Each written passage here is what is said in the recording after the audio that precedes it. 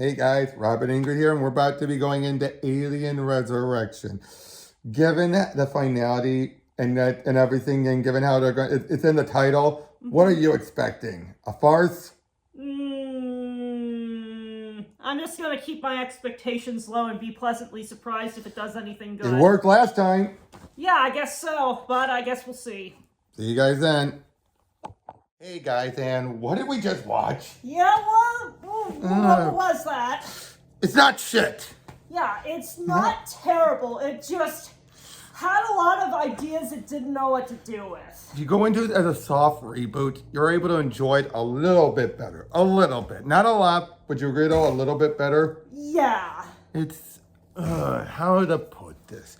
One, it's set 200 years in the future. That alone gives it like enough liberties to change everything, right? Which gave them a lot of freedom, which I definitely don't think they lived up to the potential of. Nope. Weyland-Yutani bought out by Walmart.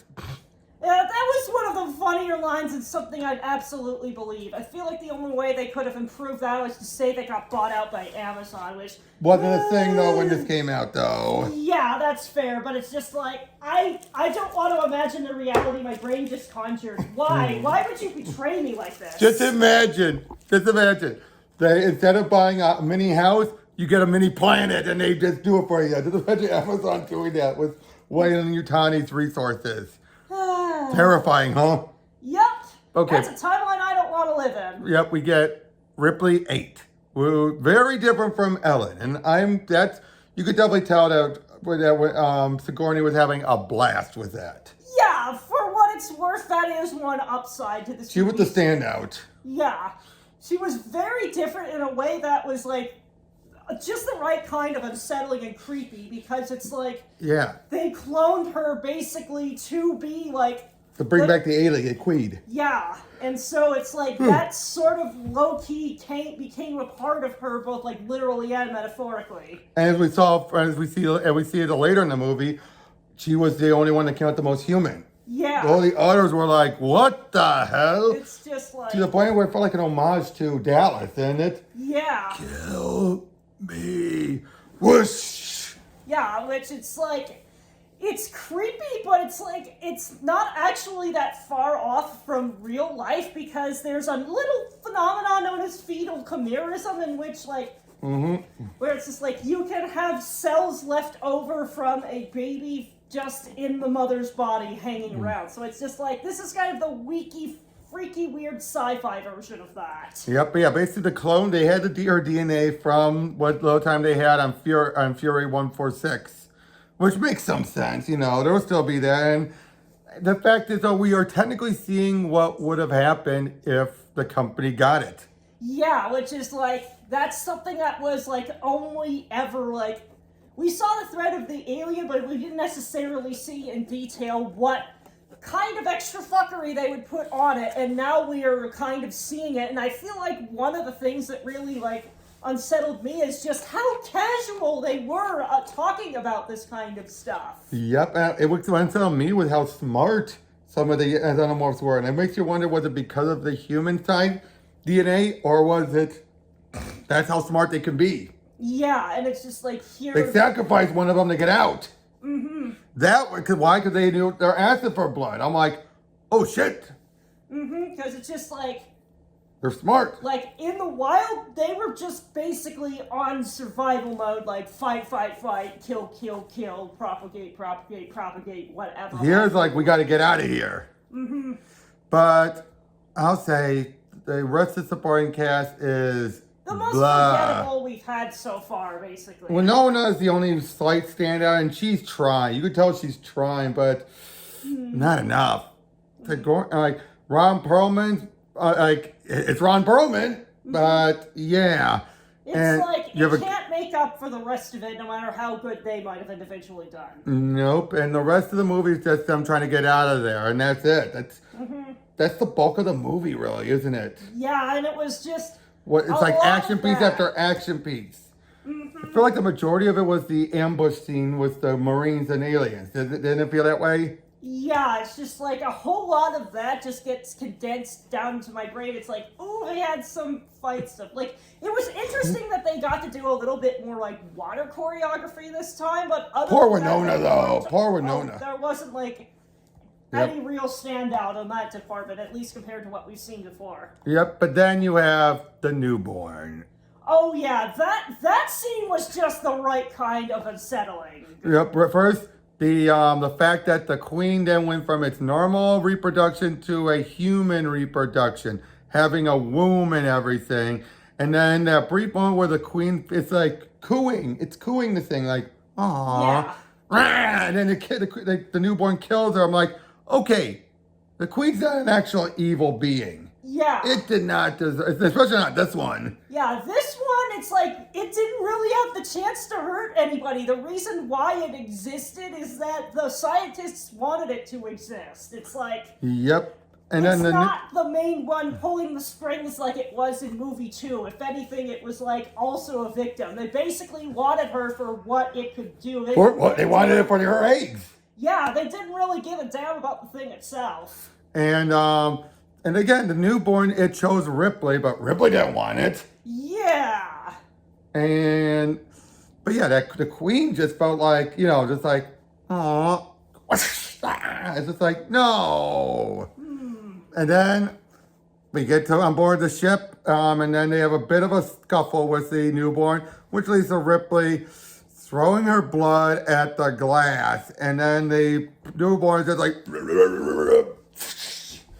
and I felt bad for it. Yeah, that was really unusual. It needed to go down, death. but Didn't really have to be that gruesome. You could have just like let it off easy. just open up the airlock and blow it out. Yeah, But it's nope. like there's no need for it to be that messy. Yeah, and then they land on Earth. Boom. Mm-hmm. And apparently Earth's is a shithole. Yeah, which I'm like, I'm not that surprised, honestly. But now, from what the novelization apparently does, is they state that the only people who are still on Earth are those who can't afford to go in the colonies. Which, yeah, I believe that. But it's just, this movie was, again, not shit, but Like, not it had a worth lot it. of interesting ideas with the line blurring between the aliens and the humans. Oh yeah, a lot of but good it's ideas. Like and there were some moments where it's just like, I can see the potential here, but they wasted most of this kind of just retreading old ground worse. I would have liked to see more of just like... Yeah. But still, I mean, I've heard some people ask what's better or what's worse. 3 or 4? This is the weakest. Yeah, this is weaker. 3 felt like a send-off. It was... Yeah, 3 kind of felt like a grim goodbye. A very grim goodbye, but it still had high quality. This, I would say though, the sets were incredible. Would you Yeah, agree? those sets were really good. Very original looking, very interesting. It felt like a middle ground between, the high-techness we saw at the start of Aliens and the huge futureness of the Nostromos. Yeah. Now I'm sort of thinking, how would I have done this movie instead to make it more interesting?